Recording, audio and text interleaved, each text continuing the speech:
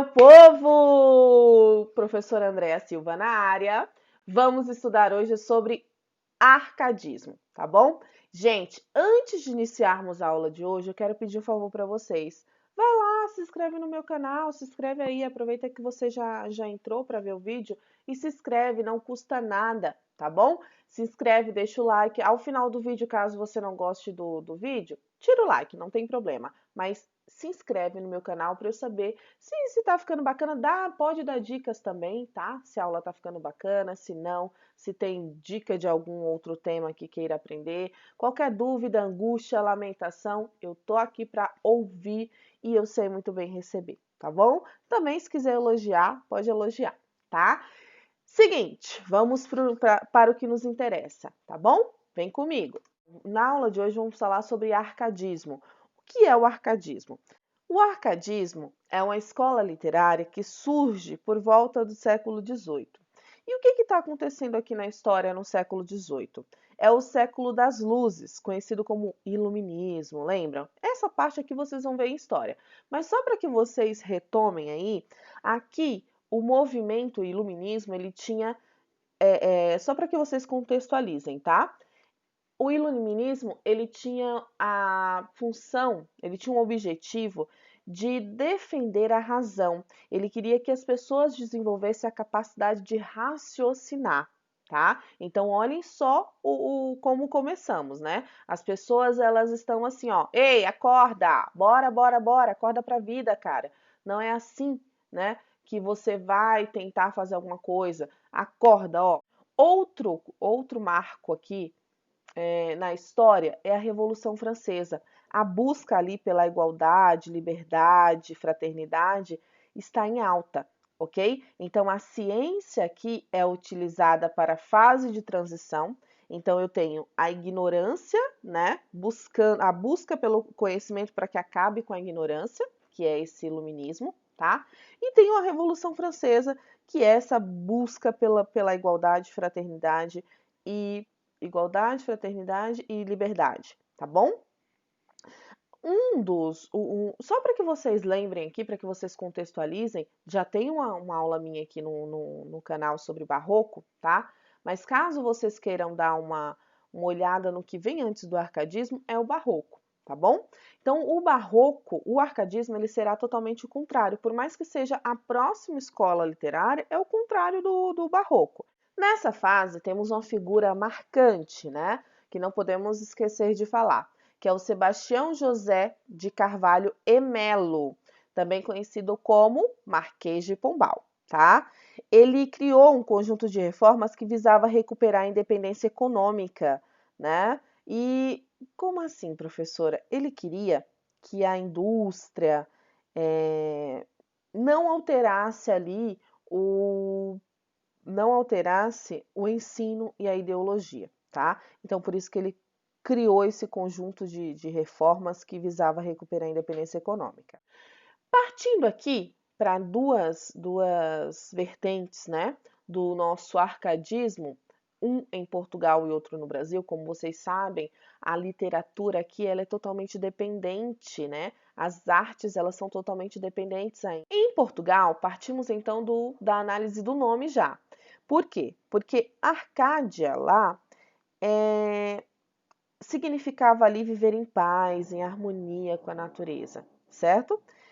É uma cidade da Grécia, só para que vocês saibam, uma cidade antiga da Grécia, Arcádia. E aí, eles levavam esse nome exatamente para essa harmonia, esse viver bem, estar em paz com a natureza, tá? Então, eles derivaram daí exatamente para que tivesse essa ideia. Um nome muito importante é Manuel Maria do Bocage, um autor português. Bocage, tá? O que ele tem de importante, professora? Ele é o maior sonetista da literatura portuguesa. O que é um soneto mesmo? É um poema que é feito de 2 quartetos e 2 tercetos, o que dá ali 12 versos, tá bom? Desculpa, 14 versos ao longo. A senhora tá ficando doidinha, né? Tô, quarentena, não sei nem que dia é hoje, gente, mas vamos lá. 14 versos, tá? E esses 14 versos são 2 2 quartetos e 2 tercetos organizados em toda uma métrica, toda uma rima, mas isso não cabe a gente analisar. Ele foi o maior sonetista, então. Ele tem uma obra de transição ali, que é Deusa Tétis, que foi feita no arcadismo, e também tem Arrependimento, que é uma outra obra que ele cria no romantismo. Então, ele está na fase de transição. Porém, a sua obra, né, é lírica e satírica, o que é,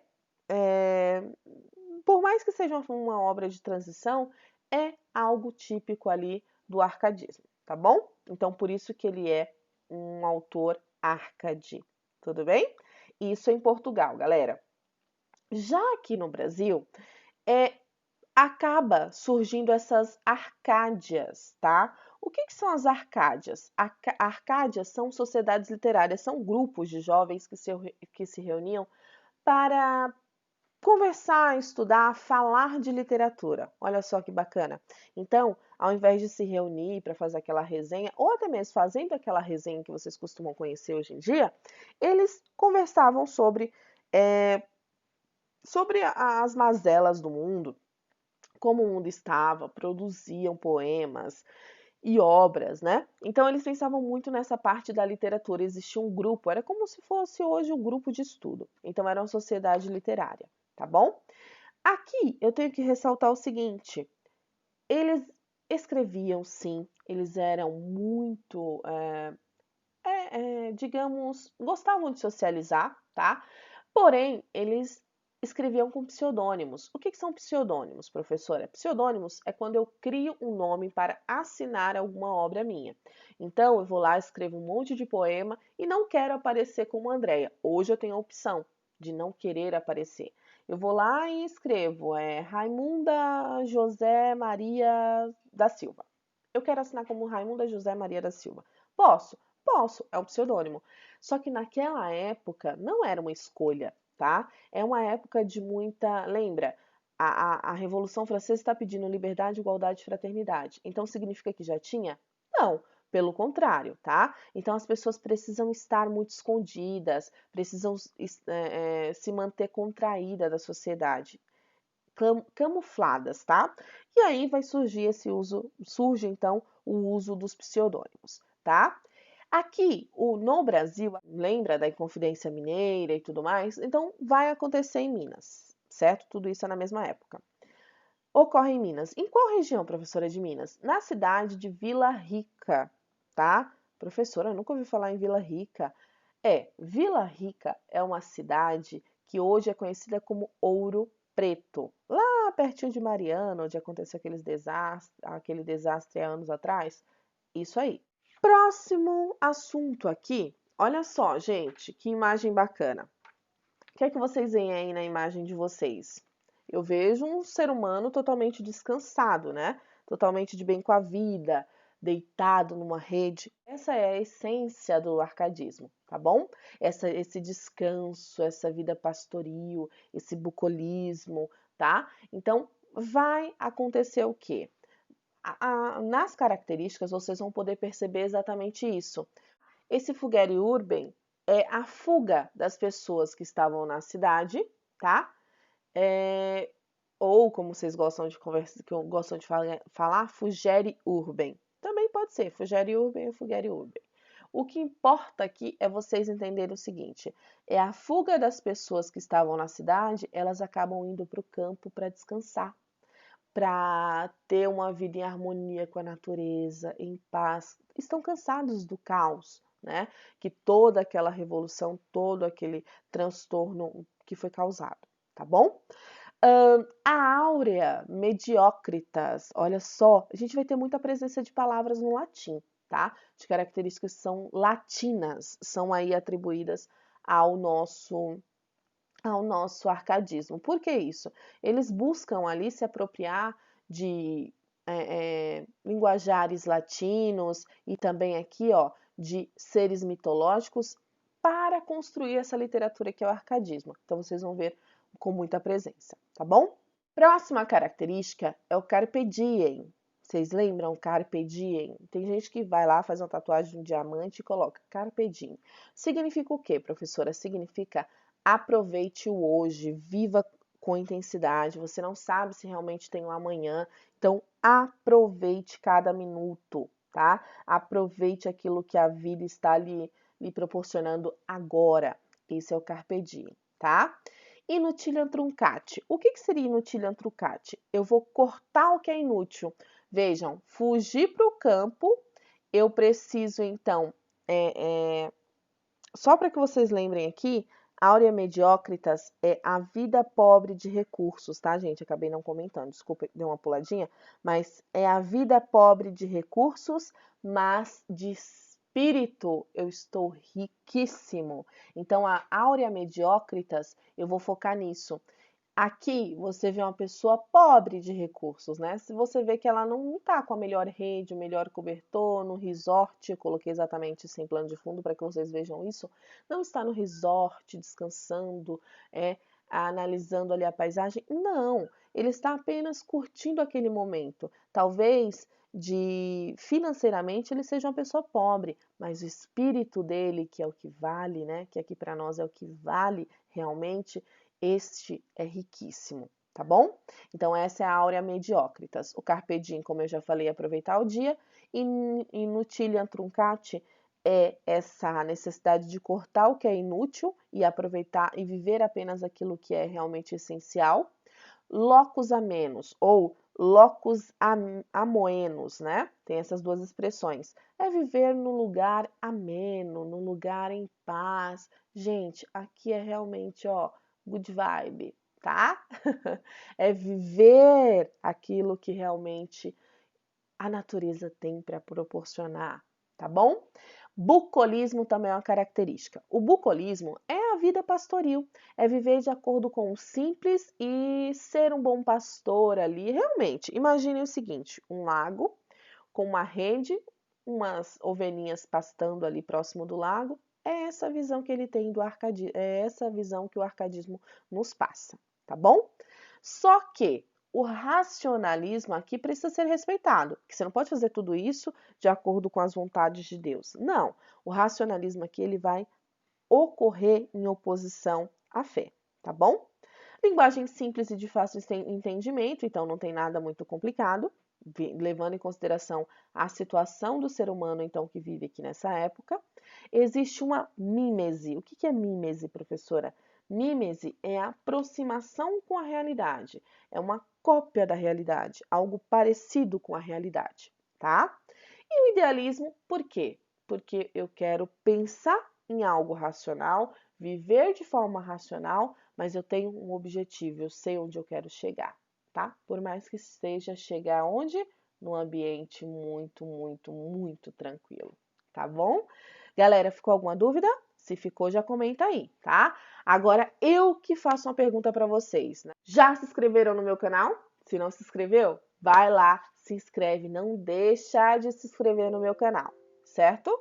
Agora vamos conhecer alguns dos principais autores dessa época, tá? Como eu falei para vocês, eles tinham uma necessidade de produzir através de um pseudônimo. No caso do Tomás Antônio Gonzaga, o pseudônimo dele era Dirceu, tá bom? Então ele vai assinar como Dirceu. Nasceu em Moçambique, lá em 1744, se formou em Coimbra, né? Formou doutor em leis, como diz a história, que na época era doutor em leis, mas hoje conhecemos como advogado, tá? Ele tem essa esposa, Maria Joaquina Doroteia, que ele faz alguns poemas. O mais conhecido é Marília, tá? Marília de Dirceu. A gente já vai ver um trechinho dele. Ele também escreve essa obra que se chama Cartas Chilenas.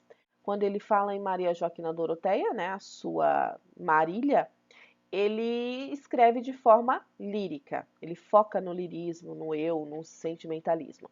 Já quando ele fala em cartas chilenas, quando ele produz cartas chilenas, que na verdade eram cartas feitas onde? Minas. Então, Chile ali era Minas, tá? Lembra que aqui é tudo uma maquiagem, certo? Ele faz crítica, ali critica quem? O governador mineiro, que era Luiz da Cunha. Gente, nenhum desses aqui vai aparecer o nome, tá? Mas a interpretação nos cabe analisar exatamente isso. nos cabe, não chegamos a essa conclusão. Então, o governador era chamado de Fanfarrão Minésio, tá? Ele escreveu exatamente 12 cartas endereçadas a um amigo, mas tudo isso era pseudônimo. Então, ele escrevia a carta, né, a esse amigo e de forma. Um escrevia, outro assinava e outro recebia. Acontecia que esses pseudos. Este é o Tomás Antônio Gonzaga. Não tem muita reviravolta na vida dele, mas tem esses dois pontos principais, tá? Vamos lá. Marília de Dirceu. Olha um trechinho aí pra gente analisar. Eu, Marília, não sou algum vaqueiro que vive de guardar alheio gado, de tosto trato de expressões grosseiro, dos frios gelado e dos sóis queimado, tenho o próprio casal e nele assisto. Dá-me vinho, legume, fruta, azeite, das brancas ovelhinhas tiro leite, e mais as finas lãs de que me visto. Graças, Marília Bela, graças à minha estrela. Gente, esse graças à minha bela, graças à minha estrela, que é algo mais bonito de um marido falar para a mulher? Naquela época, né, a gente não podia dizer eu te amo, não existia isso. E não podia nem escrever um nome, né? Vamos chegar, né? Vamos pensar um pouquinho. Então não podia falar muito. Graças, Marília Bela. Olha só como ele trata a mulher, como ele vê aquela mulher, tá? Então realmente é o amor. Vejam, quando eu falo aqui do vaqueiro, quando eu falo do gado, quando eu falo dos legume, fruta, vinho, onde eu encontro tudo isso? No campo, na tranquilidade, ali no meu bucolismo, na minha busca por ser um ser perfeito, tá bom? Então pensem nisso aí. O próximo autor analisado é Cláudio Manuel da Costa, ou também conhecido como Glouceste Saturnino. Quem é Glouceste Saturnino? Gente, Cláudio Manuel da Costa, ele nasceu em Vargem de Itacolomi, em Minas Gerais, tá? Ele, estudante de Direito também em Coimbra, admirador desse Marquês de Pombal que eu falei lá no início, não teve uma vida muito, digamos aqui, muito agitada, mas ele, lembra, não podia se comunicar, não podia mostrar que realmente era. Ele já era um pouquinho mais ativo, né? E aí, o que ele faz aqui? Ele é preso, interrogado e é jogado numa cela. Encontrado morto, segundo os documentos da época. Porém, sabe-se que realmente, né, nem todo mundo que era encontrado morto nessa época aqui, era realmente suicídio, mas foi dado como suicídio. Se atribuiu um suicídio aqui. Ele é considerado o mais perfeito. Olha o título dele: O Mais Perfeito Árcade. Por quê? Porque ele era especialista, ele era técnico nos mínimos detalhes, ele conseguia chegar ao que realmente de fato é o arcadismo. As obras dele se dividem em obras líricas e obras épicas. O que significa isso? Ele vai mostrar aqui o seu sentimentalismo, mas ele não vai deixar, né, o sentimentalismo ali. Como que vai aparecer, professor? O sentimentalismo, ele tinha também uma mulher? Calma. O sentimentalismo dele aqui vai aparecer pelas figuras dos rios, dos montes, dos vales. Ali é o plano de fundo, um plano de fundo do eu lírico na obra dele. E também as obras épicas que focavam em quê? Descreviam o percurso dos bandeirantes, as descobertas das minas, a fundação de Vila Rica, né, como eu falei para vocês, a atual Ouro Preto. Então, tudo isso vai aparecer em suas obras, seja nas obras líricas ou nas obras épicas, tá bom? Um trechinho aqui do que é o poema dele, Vila Rica. Fatigado da calma se acolhia, junto o rebanho à sombra dos salgueiros e o sol queimando os ásperos outeiros, com violência maior no campo ardia. Sufocava-se o vento que gemia entre o verde matiz dos sovereiros, e tanto ao gado como aos pegureiros desmaiava o calor do intenso dia. Gente, é a vida no campo. Olha só, o cara ele tá reclamando de trabalhar? Não, ele tá descrevendo tudo aquilo ali com muita calma. Olha, fatigado da calma, ele está cansado, mas ele está em paz. Ele está aproveitando o dia, tá bom? Nesta ardente estação de fino amante, olha, é ardente, mas, né, de fino amante, dando mostras daliço. Atravessava o campo todo em busca de Violante. Quem será Violante, hein? Seu descuido em seu fogo desculpava, que mal feria o sol tão penetrante, onde maior incêndio a alma abrasava. Vejam, por mais que ele esteja no campo, ele não está sofrendo, ele não tá reclamando. Ele está falando ali, descrevendo o quê? O campo, né? Descreve o sol, o contato ali com a natureza, né? Então, é isso. Esse é o arcadismo e esse é o nosso Cláudio Manuel da Costa, o mais perfeito Arcade. Tudo bem? Alguma dúvida até aqui? Se tiver dúvida, comenta aí, gente. Não deixa de falar, tá? Seguinte, o próximo autor analisado é Basílio da Gama. Quem foi Basílio da Gama, professora? Basílio da Gama, esse moço aqui, né, para a época, eu acho ele, né, razoável. E como pseudônimo, Termindo Cipílio, tá? Termindo Cipílio, ok? Ele nasceu lá em 1741, mas não teve muita. A única obra que ele tem mais assim importância, que tem mais importância no arcadismo, é o Araguai, tá? E ele vai focar nas poesias épicas. Gente, o Araguai, ele vai tomar a sua proporção por quê? Porque conciliava ali o louvor, né? A política, o amor, por idolatrar, né? Digamos assim, e com a política do Marquês de Pombal. Então, ele vai falar dos indígenas, mas sempre com grande ênfase, certo? O lado bom, talvez. Mas, lembrem-se, aqui eu tenho que focar no quê? Não no índio. Quem focava no índio quem foca no índio é o romantismo que ainda vamos ver, tá bom? O arcadismo ele vai focar exatamente no quê? Em viver a vida ali no meio daquele campo, aproveitar aquilo que a natureza tem a nos oferecer, tá bom? Então, em o Araguai, vocês precisam notar o seguinte: a estrutura aparecerão alguns versos livres, mas a estrutura dele é sempre em. Lembra quando nós falamos de Camões? Lembra, na aula de Camões eu falo sobre isso também. Proposição, invocação, dedicatória, narrativa e epílogo. O que é isso, professor? Ai, meu Deus, gente, início, meio e fim separado, tá? Com uma função específica. O início vai agradecer as deusas do rio Tétis, vai focar ali isso em Camões, tá? O início ali vai focar no agradecimento. Aqui no Araguai, foca no agradecimento. Vai focar em mostrar, né, o índio, mostrar também o Marquês de Pombal, ali a política vai se tornar o objetivo principal da obra, tá? Trouxe também um trecho para que a gente analise. Olha lá. Cansada de viver, tinha escolhido para morrer a mísera lindóia. Lá reclinada como que dormia, na branda relva e nas mimosas flores. Vejam a presença do campo aqui já. Tinha a face na mão, a mão no tronco de um fúnebre cipreste, que espalhava melancólica sombra. Mais de perto, descobrem que se enrola no seu corpo verde serpente e lhe passeia e cinge pescoço e braços e lhe lambe o seio.